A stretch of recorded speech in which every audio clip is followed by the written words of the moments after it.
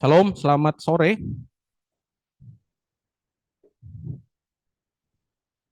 Ya,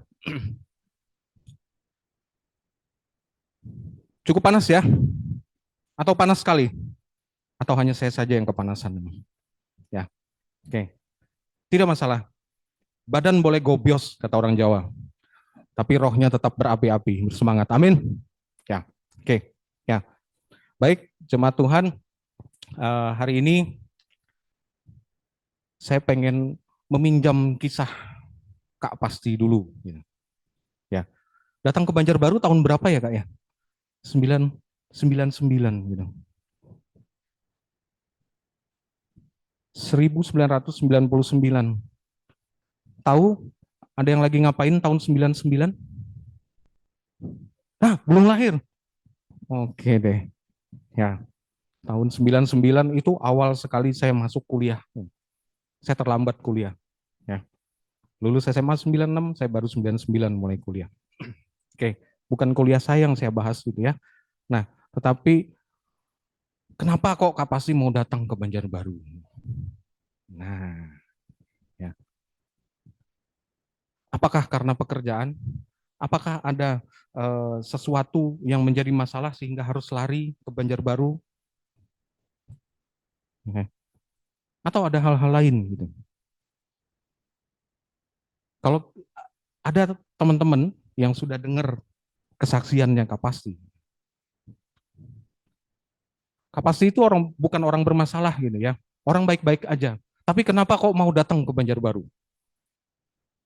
Meninggalkan Bandung dengan segala kemewahannya. Mau ngapain? Kok berani? Mboh lah, pokoknya ke Banjarbaru aja. Ke Kalimantan gitu ya. Itu yang saya tangkap dari kesaksiannya. Tapi ternyata di balik itu, ada satu proses yang mendahului sebenarnya. Kenapa? Sering beliau berdoa, minta sama Tuhan, mau dikemanain saya? Gitu. Akhirnya Tuhan bilang, yuk ke Kalimantan katanya. Sampai hari ini, tahun 2023, dari 99, 24 tahun lah ya, beliau masih ada di sini, sama-sama dengan kita. Perjuangan beliau ada di Banjarbaru, termasuk juga sempat di Banjarmasin gitu kan. Ya, ini sebenarnya satu proses juga. Gak mudah kalau dengar kesaksian beliau, ada di Kalimantan ini. Banyak perjuangan. Tetapi satu hal yang pasti, ketika Roh Kudus itu berbicara kepada beliau, mungkin masih samar-samar atau bahkan tidak pernah terbayang sama sekali. Ya. Tapi yang penting berani aja. Yang penting bergerak aja. Pergi aja. Ya. Ini masih relate dengan tema kita hari ini. Ada Roh Kudus. Ya. Itu yang membuat kita menjadi saksi Kristus yang berani. Ya. Berani ini bukan karena nekat. Berani ini bukan karena ada masalah terus kabur gitu ya. Berani meninggalkan masalah. Enggak. Tapi memang ada Roh Kudus yang menuntun, yang berbicara, yang mengarahkan Kak Pasti. Dan Roh Kudus itu juga yang sama ada di dalam setiap kita hari ini.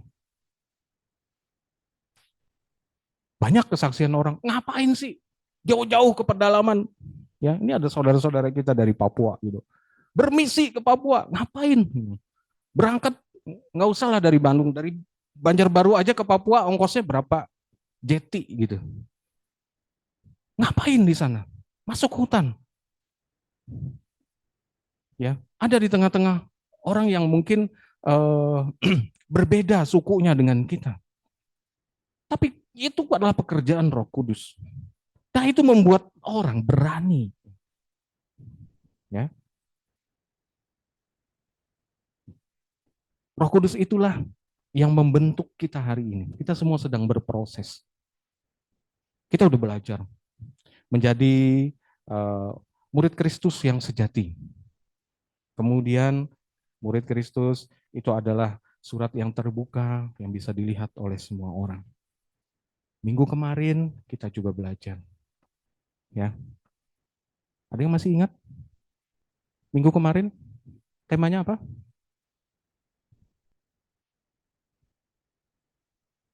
Apa? Berani juga kan? Iya toh. Ini ditutup lagi bulan ini dengan yang berani-berani. Ya. Berani bukan karena bajunya merah. Ya, maaf Bapak Wina. Ya, tapi memang karena ada Roh Kudus di situ. Nah, kita akan belajar bersama-sama. Oke, ya. Nah, mari kita lihat dulu. Di dalam bulan ini kita sudah merayakan kenaikan Tuhan Yesus ke surga. Ya. Tapi sebelumnya itu ada proses. Mari kita lihat ada timeline-nya di situ, ya. Nah, yang pertama dimulai dari penyaliban. Ya. Kemudian kematian. Udah disalib, mati, kemudian ada kebangkitan. Selama masa kebangkitan, kalau Bapak Ibu teman-teman rajin ngitung kalendernya, itu pasti jatuhnya 40 hari. Tidak lebih, tidak kurang. Coba aja. Ya. Pasti 40 hari. Nah, kemudian ada kenaikan. Ya. Setelah kenaikan, Roh Kudus dicurahkan.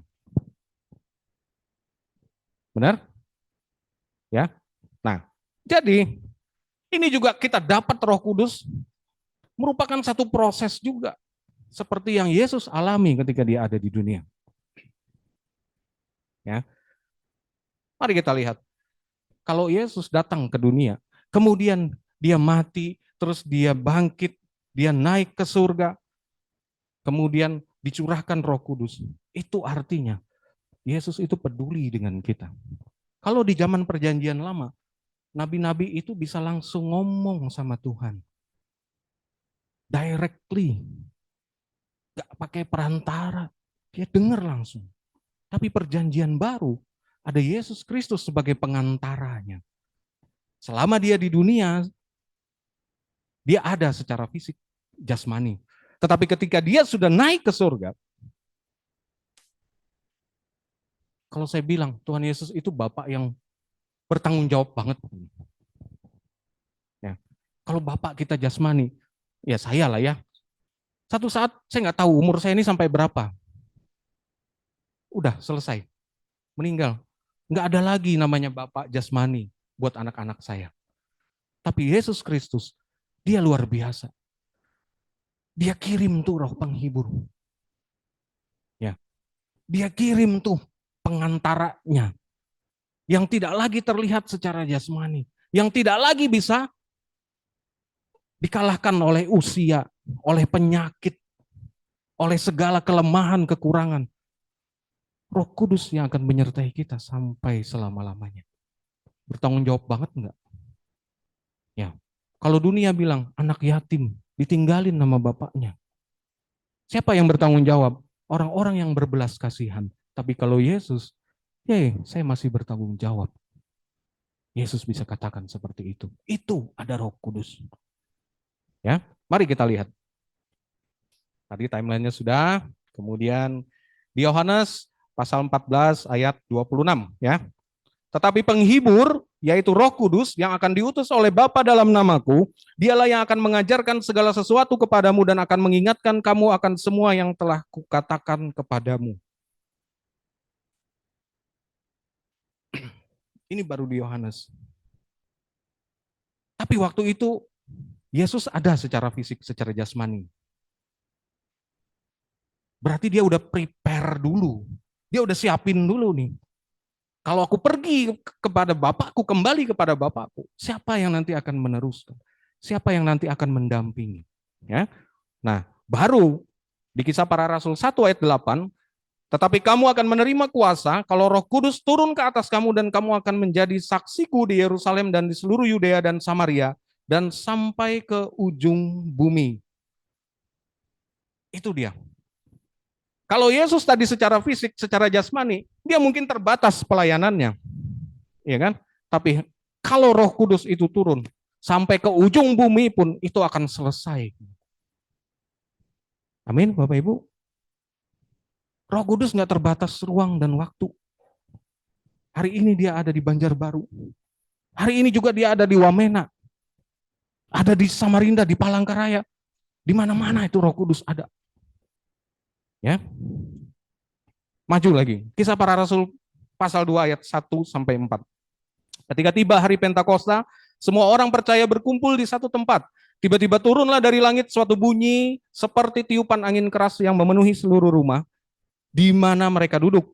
Dan tampaklah kepada mereka lidah-lidah seperti nyala api yang bertebaran dan hinggap pada mereka masing-masing. Maka penuhlah mereka dengan Roh Kudus. Lalu mereka mulai berkata-kata dalam bahasa-bahasa lain seperti yang diberikan oleh Roh itu kepada mereka untuk mengatakannya. Tidak terbatas ruang dan waktu, tidak terbatas juga oleh yang namanya bahasa. Ya.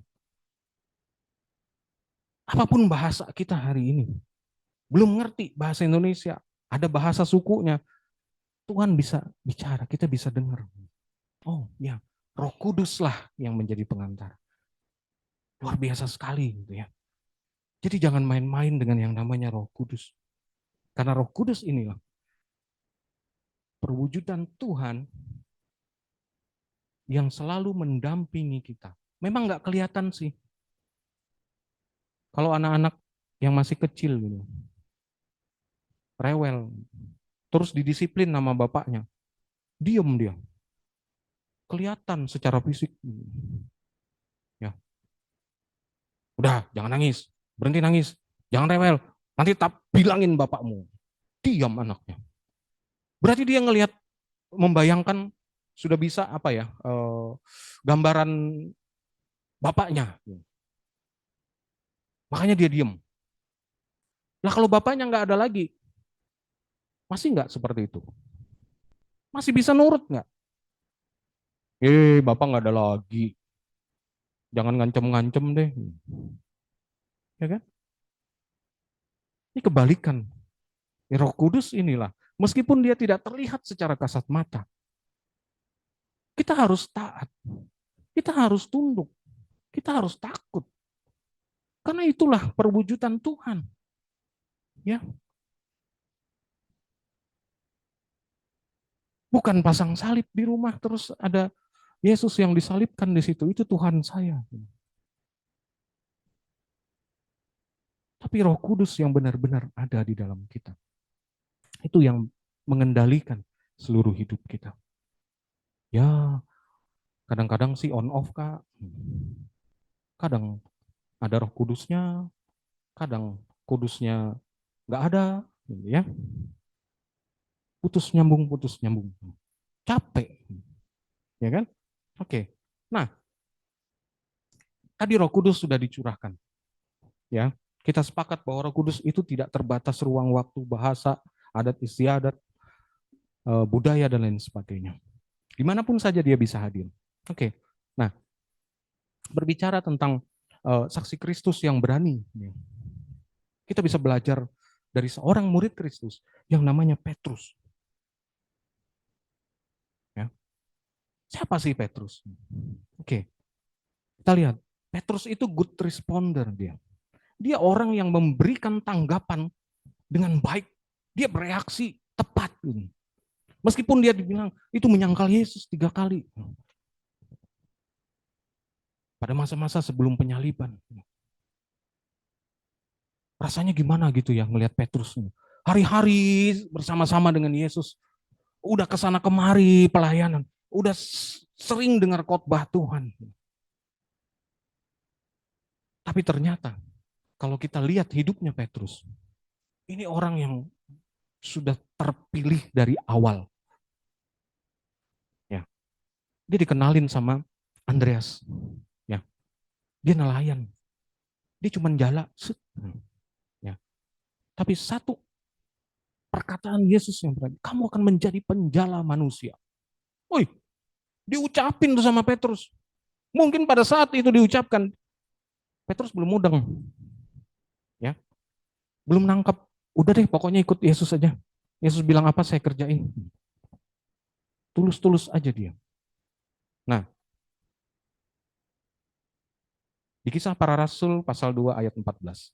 Maka bangkitlah Petrus, berdiri dengan ke-11 rasul itu, dan dengan suara nyaring ia berkata kepada mereka, hai kamu orang Yahudi dan kamu semua yang tinggal di Yerusalem, ketahuilah dan camkanlah perkataanku ini. Petrus tuh bangkit, berdiri dia. Karena apa? Dibilangin, mereka mabuk anggur. Ya, kenapa mereka bisa berbicara dalam bahasa-bahasa yang sehari-hari mereka nggak ngerti? Iya toh, aneh kan? Sehari-harinya bahasa Indonesia, tiba-tiba ngomongnya bahasa Latin gitu. Sehari-harinya ngomong bahasa Jawa mungkin, atau bahasa Sumatera gitu ya. Tiba-tiba ngomongnya sudah pakai bahasa yang lain gitu ya, suku yang lain. Nah, ini sebenarnya satu tanda gitu, bahwa ternyata ketika Roh Kudus itu dicurahkan, dia sudah bersifat universal. Bukan lagi Yesus buat orang Israel, ya. Bukan lagi buat orang Yahudi doang. Bukan cuma buat orang Yunani, Romawi. Tapi Yesus ketika Roh Kudus itu dicurahkan, dia sudah menjadi milik dunia. Itu pernyataan tegas sekali kalau kita mau dalami. Jadi bukan hanya kita bicara soal salibnya doang, tapi Roh Kudus itulah. Nah, akhirnya itu bisa membawa kita. Benar nggak? Buktinya ada di sini. Ya, dari berbagai latar belakang suku itu bisa ngumpul nih hari ini. Ngapain? Coba kalau nggak ada pekerjaan Roh Kudus di situ. Benar kan?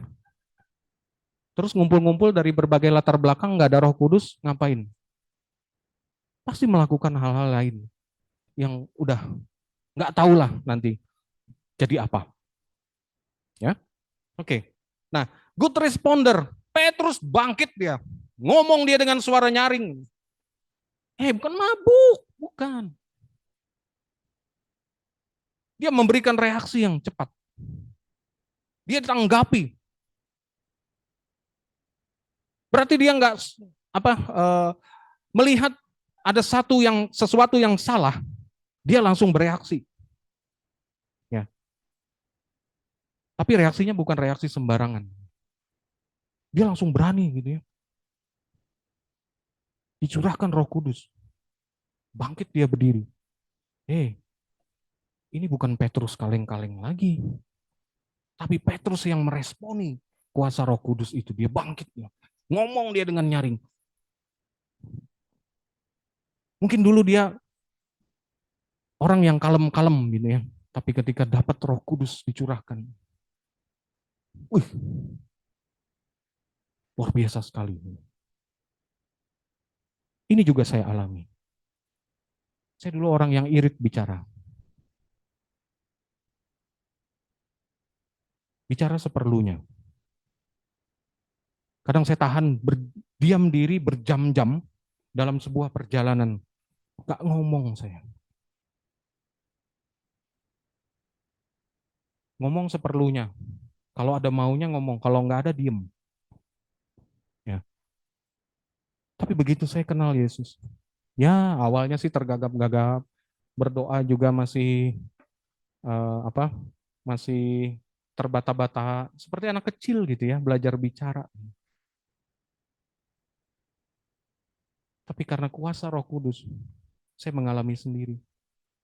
Saya bisa ada hari ini. Saya bisa berbagi, saya bisa bersaksi. Saya dulu orang yang tertutup. Saya dulu orang yang gampang sekali terintimidasi dengan latar belakang keluarga saya, dengan perbuatan-perbuatan orang tua saya gitu ya. Itu membuat saya minder. Saya orang yang tertutup. Tapi Roh Kudus itu membuka segala sesuatu. Membuat saya berani. Tidak mudah untuk bisa bercerita pribadi saya, masa lalu saya. kehidupan rumah tangga saya untuk dibagikan. Kalau Roh Kudus nggak berbicara, kalau Roh Kudus nggak bekerja di dalam hidup saya. Jadi kalau ada Bapak Ibu, teman-teman, yang mungkin masih merasa, ya Roh Kudus itu juga menegur kita. Kita masih suka menahan-nahan diri, gitu ya, untuk melakukan kebenaran, atau menahan-nahan diri untuk meresponi kebenaran firman Tuhan. Yo, Roh Kudus itu terus bekerja. Kalau dia tidak pakai kita, dia pakai orang lain. Tapi kalau kita bisa nyadar lebih dahulu sebelum Roh Kudus pakai orang lain untuk menegur, mengingatkan kita, kenapa tidak? Ya, oke, good responder. Kemudian yang kedua, Petrus itu leader, dia memimpin, pemimpin gitu ya. Nah, sampai 3 kali. Yohanes pasal 21 ayat 15 sampai 17. Ya, sama persis. Kata Yesus kepadanya, gembalakanlah domba-dombaku. Begitu ditanya, Petrus, apakah kau mengasihiku? Kata Yesus, tanya Yesus kepada Petrus. Ya, aku mengasihi Tuhan. Gembalakanlah domba-dombaku. Sampai 3 kali. Ya. Kalau cuma sekali mungkin nggak terlalu nempel. Kalau hanya 2 kali mungkin juga bisa lupa. Tapi sampai 3 kali ini benar-benar plek. Ya, udah diletakkan tuh tanggung jawab kepada Petrus. Ya, sampai 3 kali. Siapa Petrus berikutnya? Dia orang yang strong. Dia orang yang kuat. Ya, Matius pasal 16 ayat 18. Dan aku berkata kepadamu, engkau adalah Petrus, dan di atas batu karang ini aku akan mendirikan jemaatku, dan alam maut tidak akan menguasainya. Batu karang.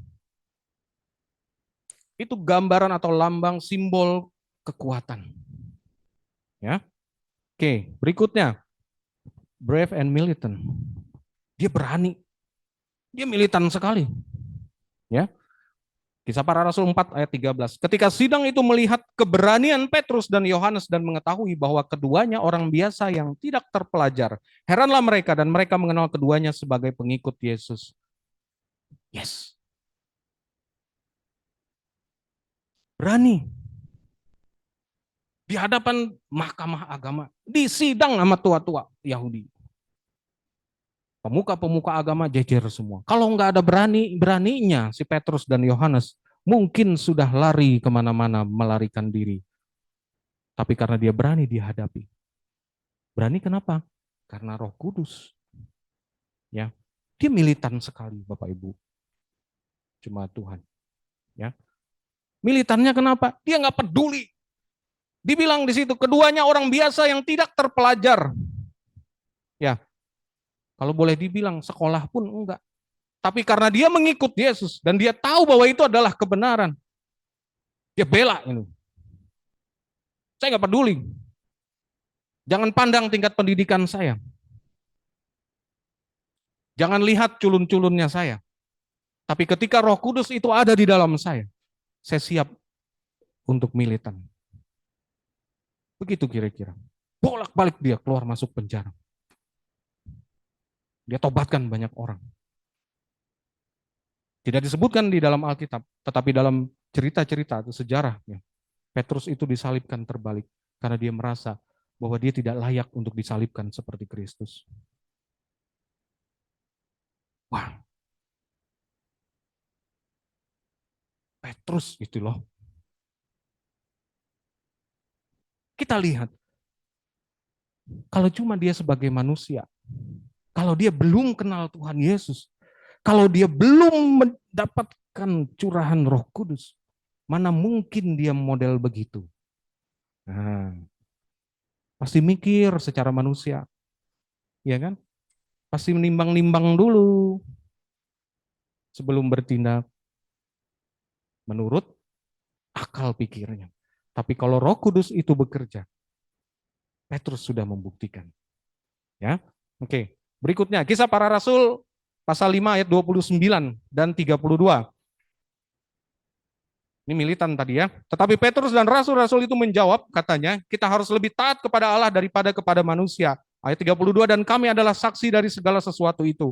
Kami dan Roh Kudus yang dikaruniakan Allah kepada semua orang yang mentaati Dia. Kita harus lebih taat kepada Allah daripada kepada manusia. Di zaman-zaman itu, orang yang namanya pemuka agama itu sangat dihormati. Apapun yang dia katakan, itu semua orang nurut. Tapi ketaatannya kepada siapa? Nah, kita lihat dulu, ya. Taatnya kepada pemuka agamanya, bukan karena kepada Tuhan. Ya. Ketika Roh Kudus itu ada, dia buka itu semua. Dia pakai itu Petrus dan rasul-rasulnya. Ini loh yang benar, lebih taat loh kepada Allah daripada kepada manusia. Pemuka agama juga manusia gitu ya. Tapi kalau kita taat kepada Tuhan, manusia apapun dengan segala embel-embel jabatannya tidak bisa memengaruhi kita. Dan kami adalah saksi dari segala sesuatu itu. Kami dan Roh Kudus. Berarti bukan karena mereka segerombolan, ya, 12 orang lalu berani. Bukan karena 12 orang itu kemana-mana beramai-ramai, akhirnya berani. Enggak. Tetapi karena 12 orang itu dan Roh Kudus yang dikaruniakan Allah kepada semua orang yang mentaati Dia. Beraninya karena memang Roh Kudus. Dan akan lebih strong lagi, lebih kuat lagi, kalau itu tidak hanya dikerjakan oleh orang per orang. Nah, luar biasa sekali. Ya, oke. Teladan Petrus bagi kita. Apa yang kita bisa pelajari dari Petrus? Ya, nih. Petrus adalah rasul yang mengimplementasikan dasar-dasar yang diletakkan Kristus bagi jemaat dan gereja. Nih, kalau mungkin masih ngawang-ngawang dulu, waktu Yesus masih ada bersama-sama dengan mereka. Sudah banyak dikhotbahi, sudah banyak diberikan perumpamaan-perumpamaan, sudah banyak juga diberikan teguran-teguran. Ternyata lewat Petrus lah, dengan kuasa Roh Kudus yang ada di dalam Petrus, Petrus yang ngerjain itu semua ternyata.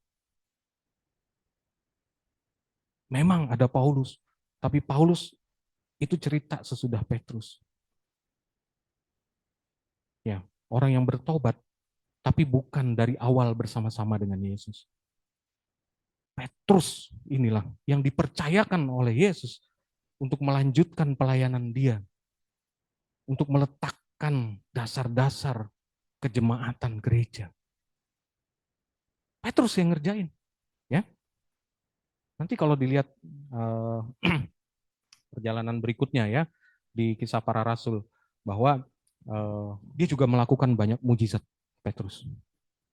Ya, nah ini juga sama ya seperti Yesus melakukan mujizat.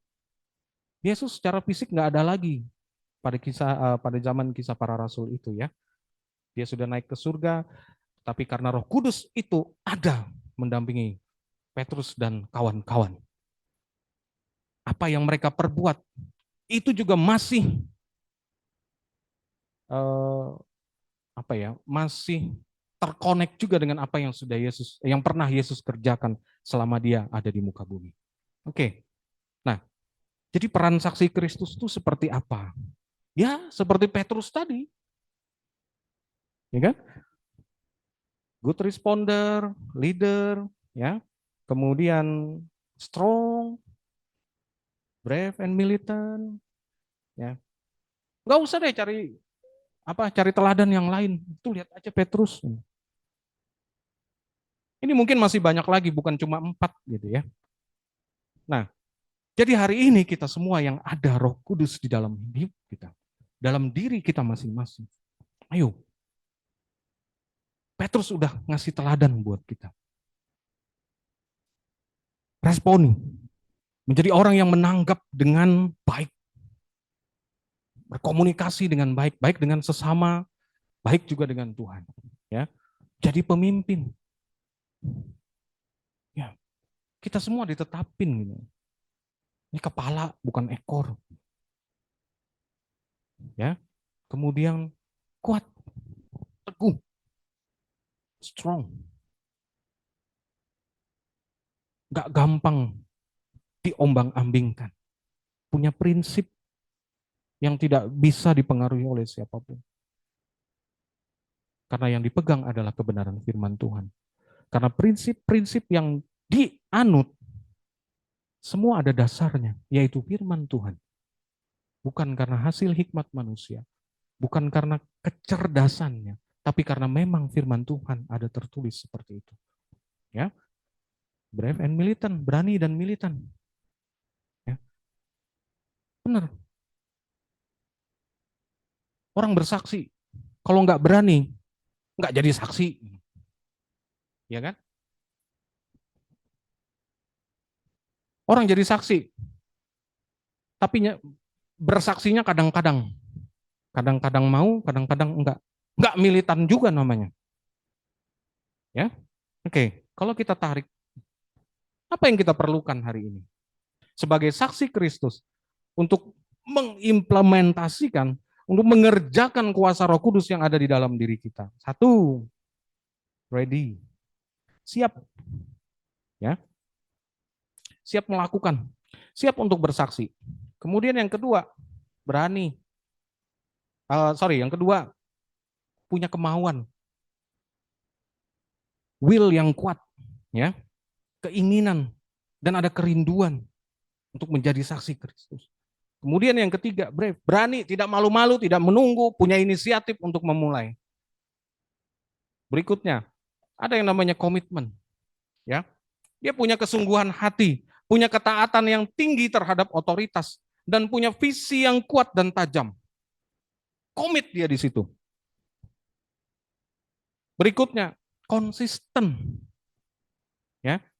Konsisten itu sesuai apa yang dia ucapkan, apa yang dia doakan. Ketika itu sudah rilis, dia lakukan. Makanya saya sering geli. Kalau zaman-zaman dulu, berdoa, tunjukkan Tuhan, kemana saya harus melayani, kemana saya harus pergi, kemana saya harus menjadi berkat. Nanya sama Tuhan, benar, iya sih. Tapi giliran dibukain jalannya, giliran Tuhan ngomong, tunggu dulu, waktunya belum tepat. Saya belum prepare ini, saya belum atur ini, gitu ya. Masih ada urusan dengan orang tua, bla bla bla bla bla bla bla bla, etc. etc. Macem-macem lah pokoknya, ya. Banyak menjadi halangan.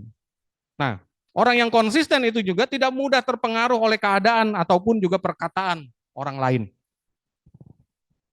Ya, pokoknya teguh aja, konsis aja pokoknya dah. Kamu mau bilang apa? Keadaan yang terjadi di sekeliling saya seperti apa? Pasang kacamata kuda, lurus ke depan. Ya, oke. Kemudian persistence. Persisten ini orang yang gigih, ulet, tekun. Orang-orang persistence ini juga antusias. Dia punya semangat. Dia nganggap tuh tantangan itu bukan batu sandungan buat dia, tapi itu batu loncatan. Ya,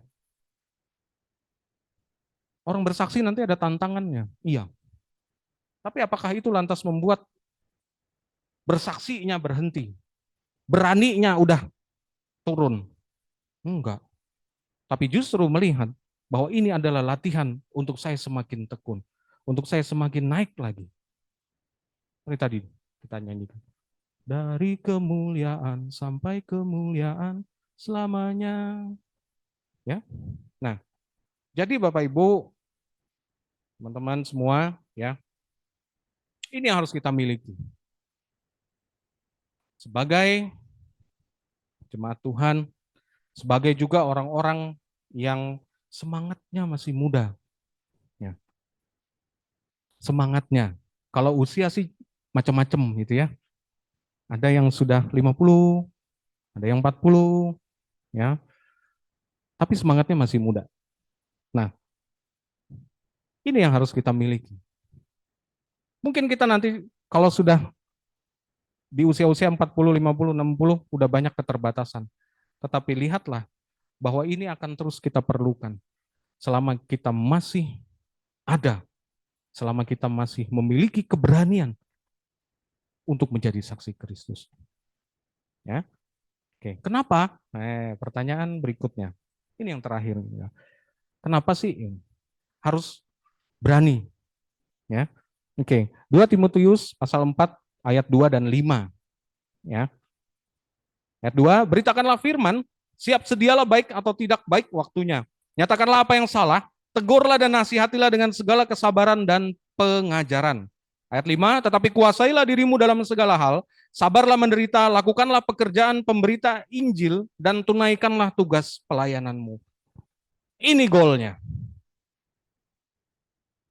Kenapa sih kita harus belajar dengan teladan Petrus? Untuk apa? Kenapa kita harus tadi punya kesiapan, ya, punya kemauan, keberanian, punya komitmen, punya konsistensi, dan punya persistensi. Ini adalah goalnya. Karena hidup kita sebagai saksi Kristus, itu adalah memberitakan Injil. Nggak harus deh jadi misionaris, nggak harus deh jadi pendeta. Setiap kita bisa dipakai oleh Tuhan melalui kuasa Roh Kudus menjadi, nih, 2 Timotius 4 ayat 2 dan 5. Memberitakan firman, siap sedialah baik atau tidak baik waktunya. Ya. Nyatakanlah apa yang salah. Tegurlah dan nasihatilah dengan segala kesabaran dan pengajaran. Bukan beraninya menegur kesalahan tapi buta tuli, pukul rata semua, enggak. Tapi ada syarat dan ketentuan berlaku di sini. Dengan segala kesabaran dan pengajaran. Jadi kalau kita menegur orang, bukan karena kita sentimen nama orangnya, bukan karena kita lagi emosi, berangkat dari rumah, berantem dengan istri, tiba-tiba ketemu orang di pelayanan, salah sedikit, langsung ditegur. Enggak begitu. Ya. Tapi ingat, dengan segala kesabaran dan pengajaran, kita mau kalau kita negur orang yang salah, dia belajar dari kesalahannya, supaya dia nggak jatuh lagi di dalam kesalahan yang sama. Kita mau orang itu bertumbuh, dia punya pemahaman yang benar, dia punya pengertian, dia punya ketaatan yang semakin diubahkan. Ya.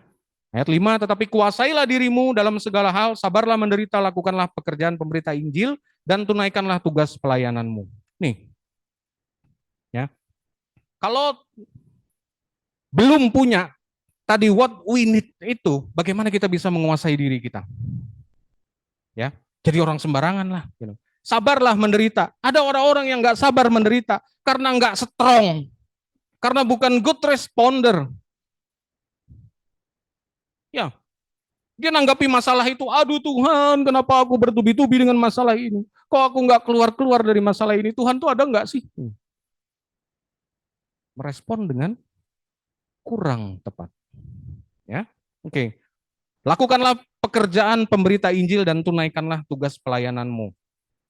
Hari ini mungkin kita masih bisa katakan kita bersemangat, yes.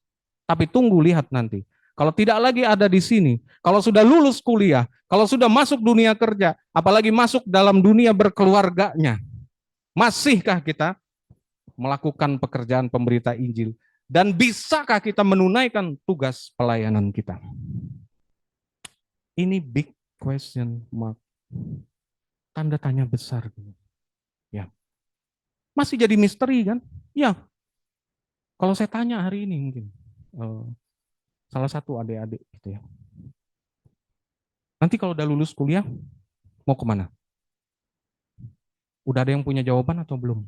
Ya, saya sih nunggu di Banjarbaru aja dulu, gitu ya.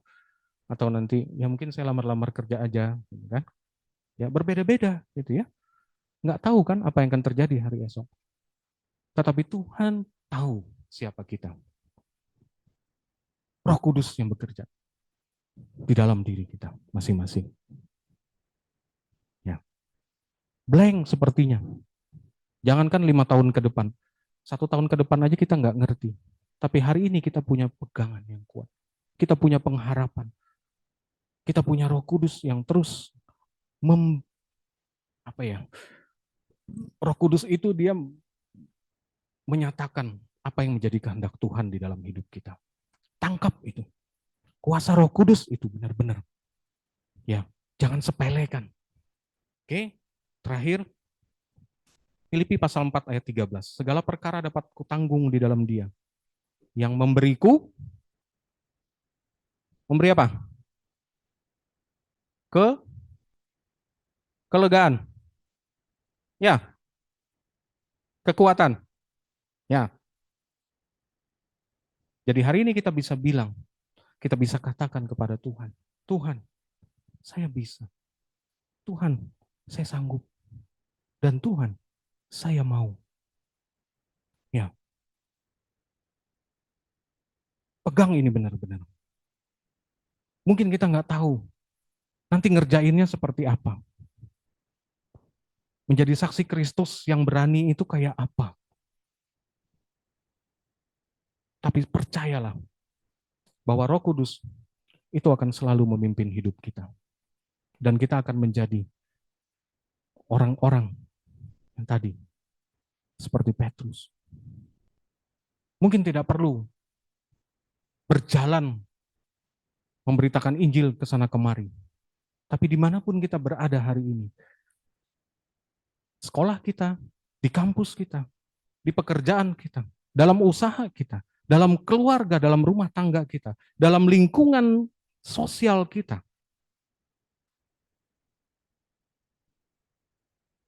Jangan cari ujung bumi. Ya, ujung bumi nggak ada. Benar ya? Ini ada Bapak masternya fisika ini. Kalau nyari ujung bumi nggak ada. Ya kan? Tapi justru kadang kita lupa. Di samping kiri kanan kita, di sekeliling kita, itulah ujung bumi yang sedang menunggu kita. Kapan kita bisa nyadar? Iya, kalau Roh Kudus itu benar-benar bekerja dalam diri kita. Oh iya, ini ujung bumi saya. Saya harus jadi saksi. Saya harus berani. Amin, Bapak Ibu. Bisa ya? Mau? Berani?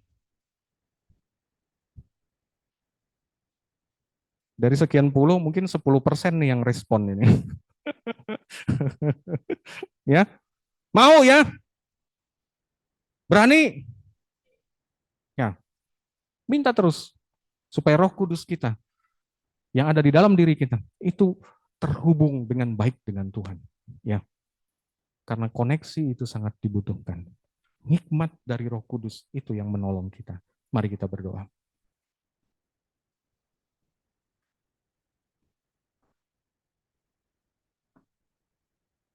Terima kasih Tuhan. Untuk segala kebenaran firman-Mu yang boleh kami dengar pada hari ini. Mari dapati kami sebagai pribadi-pribadi yang memberikan tanggapan, yang memberikan respon tepat kepada setiap hikmat, kepada setiap perintah dari Tuhan. Menjadi juga orang-orang yang memimpin.